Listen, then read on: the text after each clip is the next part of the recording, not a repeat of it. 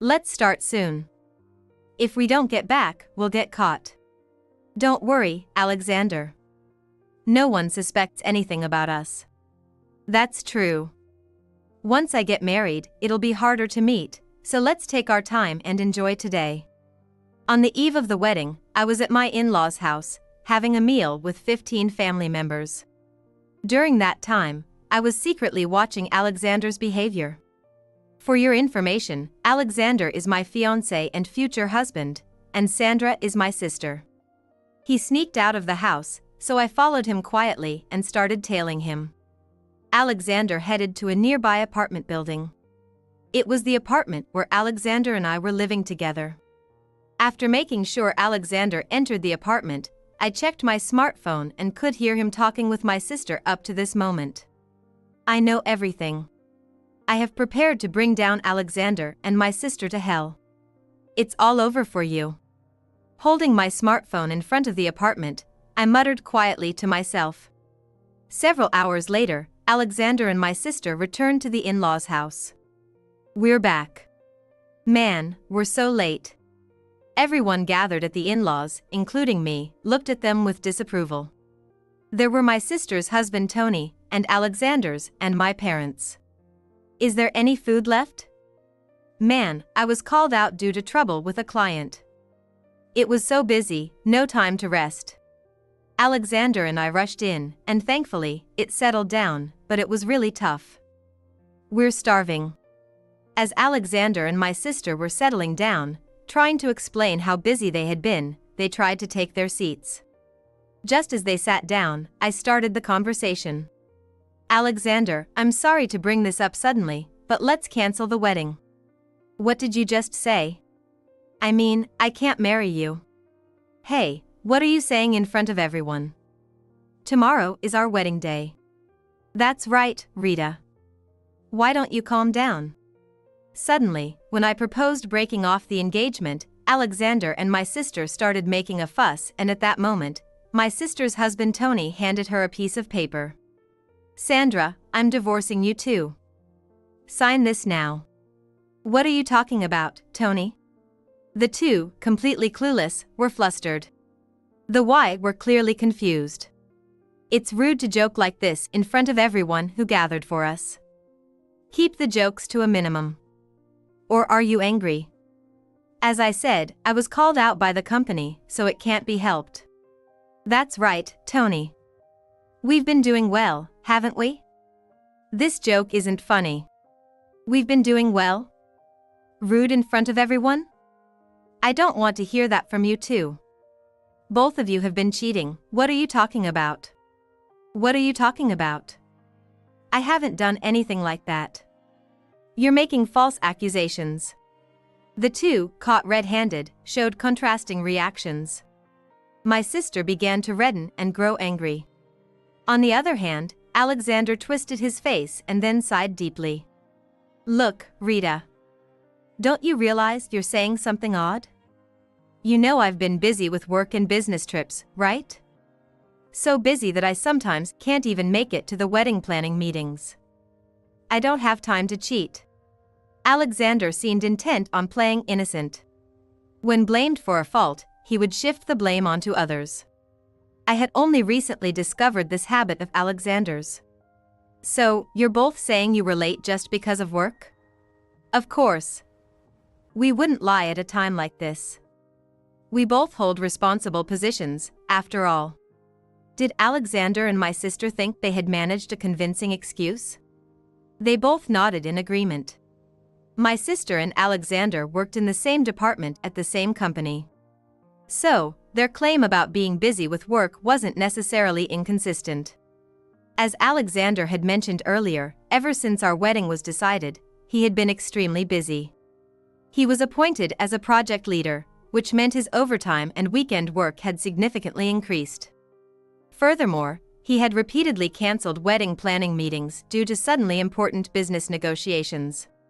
Yet, it was Alexander who initially insisted on having a grand wedding. But his enthusiasm only lasted until the first meeting with the planner. Gradually, everything was left up to me. I'm sorry for being late to the important dinner. It took longer than expected. But from now on, it'll be okay. You know we're doing important work, right? What exactly was going to be okay? Alexander was confident without any basis. He probably thought he could easily talk his way out of this. As the conversation went on quietly, my father-in-law spoke up. So you really went to work then? That's what I've been saying, haven't I? Whether you went to work or not, are you really sure about that? Repeating my father-in-law's words, I brought out a camera I had hidden in another room. This room had a large TV where everyone could see. I connected the camera to the TV and played the recording. Let's start soon. If we don't get back, we'll get caught. Don't worry, Alexander. No one suspects anything about us. That's true. Once I get married, it'll be harder to meet, so let's enjoy today slowly. The video was the same one I had been watching on my smartphone a few hours earlier while tailing Alexander and my sister. Actually, I've been watching your actions all day with this pet camera. Quite a mess, isn't it? Alexander and my sister, just having seen their earlier actions, were stunned. Why is this being recorded? I had always wanted to own a cat since I was young. Unfortunately, it turned out my father was allergic to cats, so it was impossible to have one at home. So, that's why I thought about getting a cat in the apartment where we live now. When I discussed it with Alexander, he seemed indifferent and just said, "Do whatever you want." I happen to know someone who fosters cats, and they arranged to give me a newborn kitten next month. For now, I had prepared everything perfectly, including a cat cage, a food container, a toilet, and even a pet camera to check on things when I'm not home. Oh, Alexander didn't know about it, did you? You have always been all about work. You hardly ever stayed home. I just set up the camera recently. I thought you would notice something as obvious as the pet camera being installed. Tony, who is not good with gadgets, bought and helped me install the camera instead of me. I had told him beforehand, yet he was too preoccupied to listen. Were you just too caught up in work, or should I say, the affair, to notice? At first, my parents and in-laws seemed puzzled. But as they listened to our exchange and saw the evidence, they clearly expressed their anger. To think that those who were about to become relatives were cheating. And it was revealed right in front of the whole family. With wedding coming up, what are you two doing? What a thing to happen. I'm ashamed even though you're my own children. Rita, I'm truly sorry. My parents' and in-laws' expressions rapidly changed from anger at Alexander and my sister to apologize to me and Tony. It's not something you should apologize for, I thought, as I looked at Alexander and the others. I guess you can't talk your way out of this one, I said, forcing a slight smile. Perhaps displeased by my demeanor, Alexander's face twisted, and he suddenly started making excuses. Enough already. The project's been tough, and the colleagues are useless, so I had no choice but to work overtime and on weekends. Coming home late like this and Rita doesn't even care, just keeps talking about the wedding, it was just adding to the pressure. It was, what you call, pre-wedding blues. It's your fault for not noticing how tired I am, he implied, once again blaming others for his problems. Once again, Alexander deflected blame onto others while absolving himself. Rita has always been clueless, you know. Alexander even complained about it at work.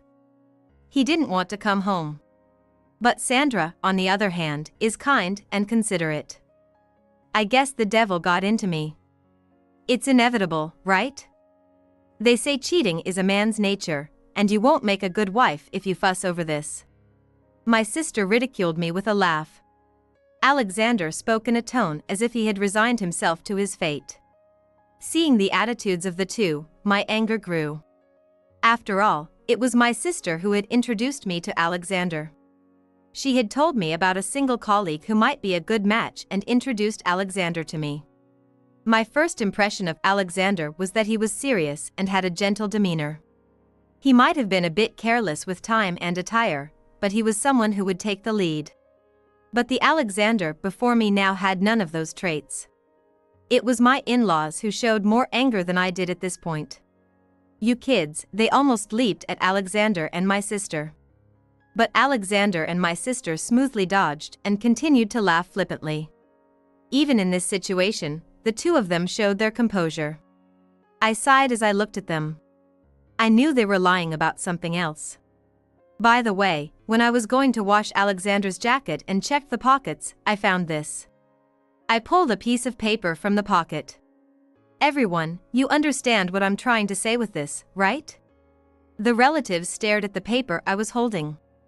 Everyone seemed to catch on quickly, tilting their heads and murmuring, "Huh? Alexander, weren't you busy with work? You said you were working overtime and even on weekends every day, right?" What I had pulled out was Alexander's most recent pay stub. Despite his claims of frequent overtime and weekend work, only about 5 hours were recorded as overtime. Normally, you'd think that was just enough to handle some tasks at the beginning and end of the month. Doing overtime every day, and this is all the overtime hours you have? That doesn't add up, does it? Then Alexander made an unbelievable excuse. Look, if you've been following the news, you'd know. There's no company that pays out all the overtime these days because of the recession. Don't underestimate the life of a salaried worker. So, you're saying your company is exploitative company? Well, indeed, my job is not that of a salaried worker. I work as a freelancer from home. Originally, I also worked at a company, but at Alexander's strong insistence, he said, I might be too busy to help much at home, so I'd prefer if you could work from home and take care of the housework too. But that's not the issue here. I decided to bring out new evidence. I tossed a thick envelope. Take a look inside, will you? As Alexander and my sister looked inside the envelope, their faces gradually turned pale. Inside were numerous photos of Alexander and my sister meeting up. Pictures of them arm in arm entering a hotel in a bustling district. There were also photos of them embracing in front of my sister's house. Did they really think they could be so blatant and not get caught? The sudden increase in your overtime and weekend work, and the timing of your cancellations of the wedding preparations were too coincidental. That's why I secretly checked when Alexander finished work and followed him. You were supposed to be working at night or doing housework, right? You skipped that to stalk me? That's low. What are you, a stalker? Who's the lowest here? Plus, I'm not dumb enough to let my fiancé run wild. By the way, I didn't do this alone, okay? What do you mean? Alexander answered irritably. I glanced at Tony. No way. Tony also started suspecting something when my sister began coming home late. Tony and I alternated tracking where Alexander went after work. It turned out that all the days he claimed to have overtime, weekend work, or business trips, he was actually meeting with my sister. And yes, on the days he canceled attending the wedding preparations, he was meeting her as well. Just to be sure, I even called the department at the company where Alexander and my sister work. Here's what I was told during that call. The whole company has been reducing overtime and weekend work due to work reform policies. Business trips are very rare at this company. There shouldn't have been any orders for Alexander. That's good to know. Thank you. The amount of work in their department is pretty much fixed, and overtime is only necessary at the beginning and end of the month. Also, the story about Alexander being appointed as a project leader turned out to be a complete lie. You were just shoved into a back office at work because of your bad conduct, right? Well, that aside, the pet camera I installed came in handy. It caught your affair on tape perfectly. Trying to go through with the wedding and expecting Tony to continue the marriage under these circumstances is absurd. But just calling off the engagement or getting a divorce isn't enough for Tony and me, so we decided to get our revenge right here in front of everyone. Cornered with no way out, Alexander and Sandra were gritting their teeth. The relatives were visibly angry about their deceit and their reluctance to admit to the affair despite pretending to be busy with work. They crowded around, hurling insults. While Rita has been diligently working and doing household chores, what in the world were you two thinking? Sandra, I'm so disappointed. You used to be so reliable, especially having someone wonderful like Tony.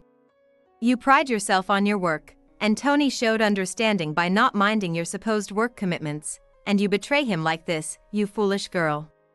Feeling overwhelmed by their parents' fierce demeanor, Alexander and Sandra both knelt down, touching their hands and faces to the floor, saying, "We're truly, truly sorry."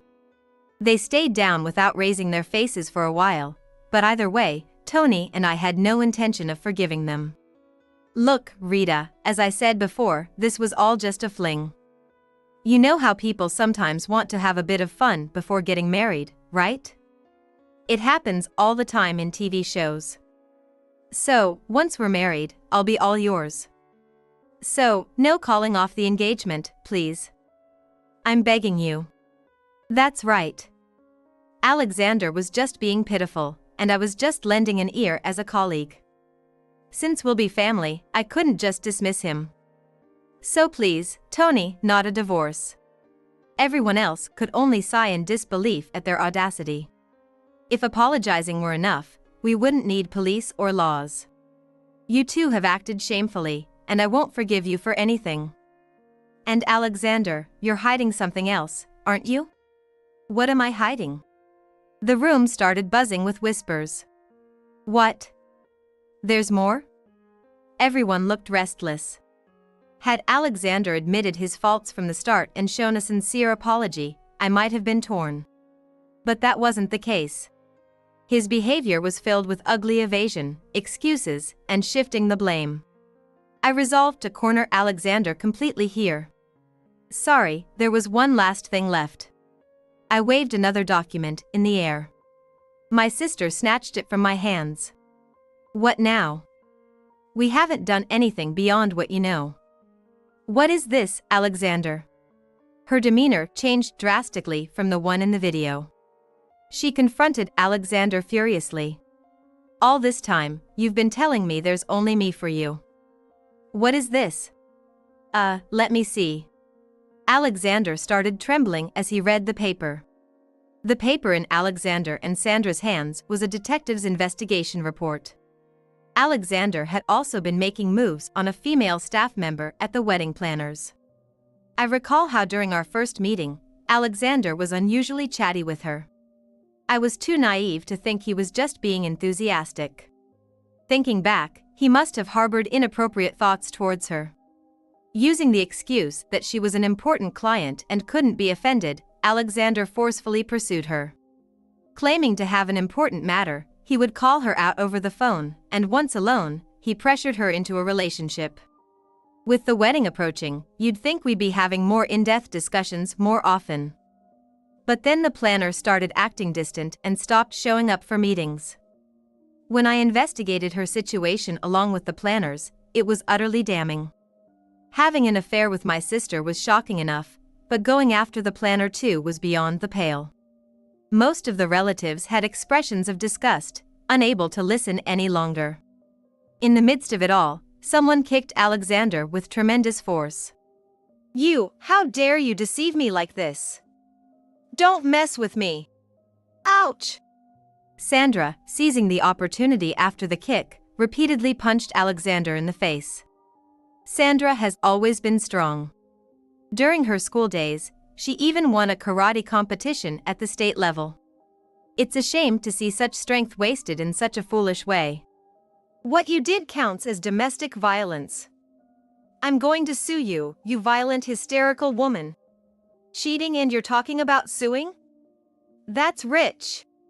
Despite his bold words, Alexander isn't suited for rough situations. He's notoriously unathletic.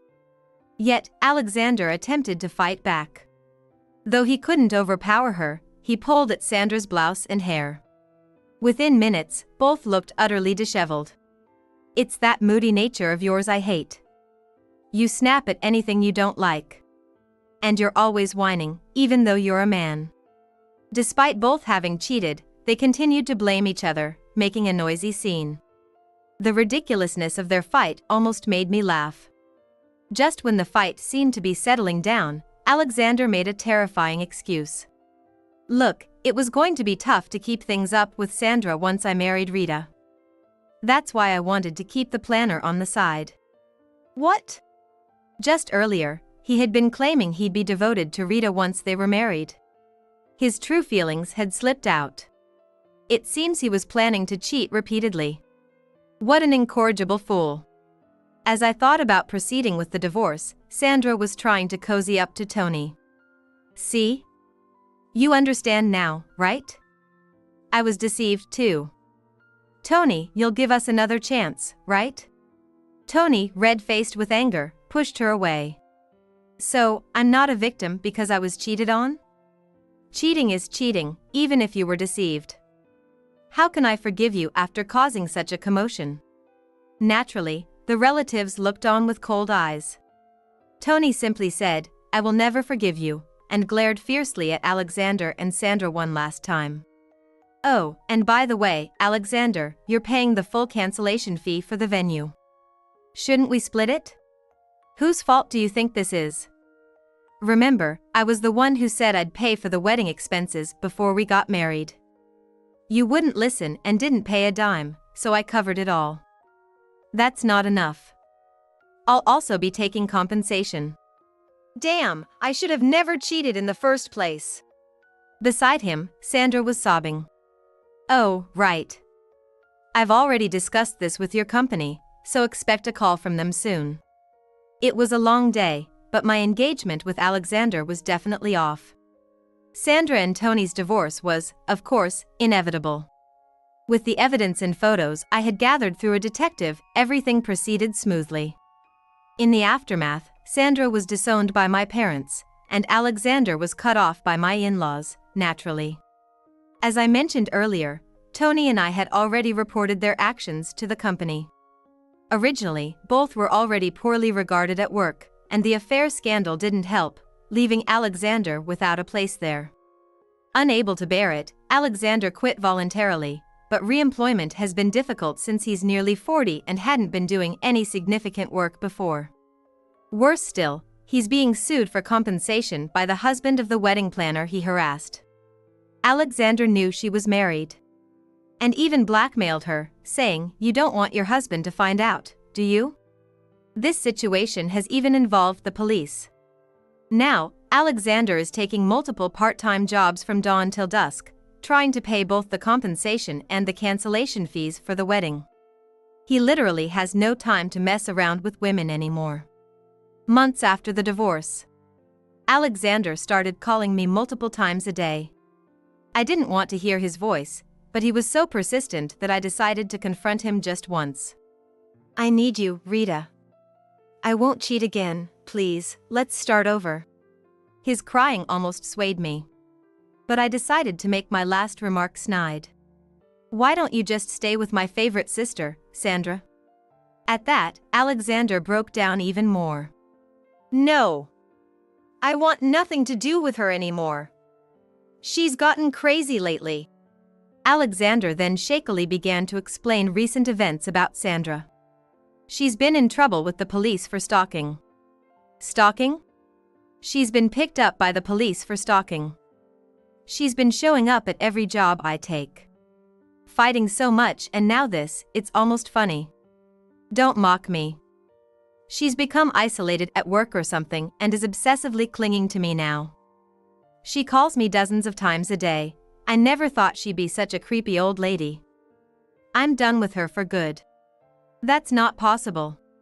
Why not? Sandra has always had a clingy streak. Once she starts, she doesn't listen to anyone. You knew about this situation and still listened? Yes. Didn't I tell you I have a relative in the police? They were the ones who restrained Sandra. It was one of my cousin's subordinates, so I knew right away.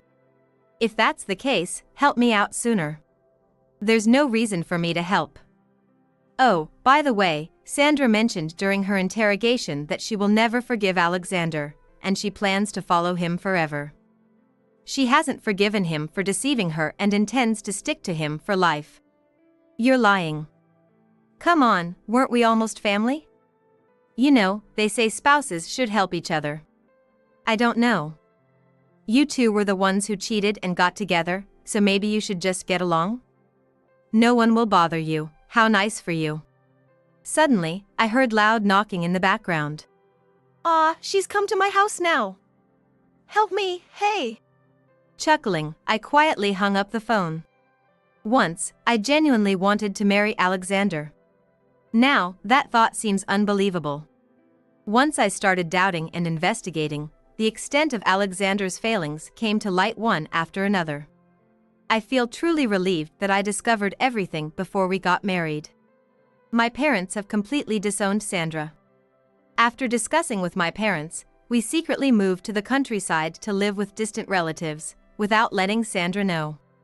It was sad to leave friends and colleagues behind, but if moving helps me forget the incidents with Alexander and Sandra, then it's worth it. The relatives in the countryside, who were aware of the whole affair, welcomed us warmly. I had always lived in the city, so I was worried about adapting to country life, but as the old saying goes, you'll love wherever you live.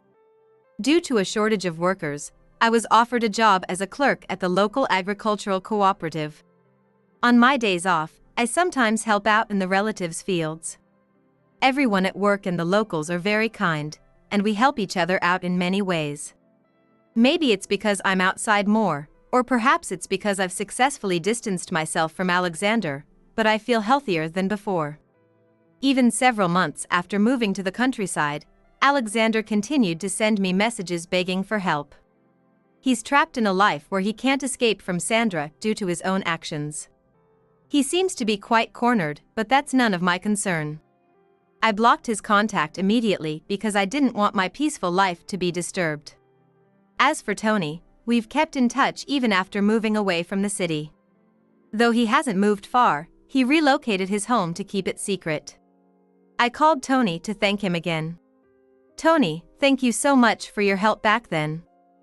Thanks to you, I'm now living happily at my relative's home. No, I should be the one thanking you. I'm sorry to speak ill of your sister, but I'm relieved to be away from such a terrible woman. Tony seemed brighter than before when we talked over the phone. I'm enjoying my work now. I'm definitely off marriage for a while. I feel the same way. But if the countryside is that nice, I might visit sometime. Please do. Let me know when you're coming. I thought it was just a polite offer, but once his work settled down, Tony actually came to visit. And that's how Tony ended up liking the countryside and eventually deciding to live here with me, but that's a story for another time.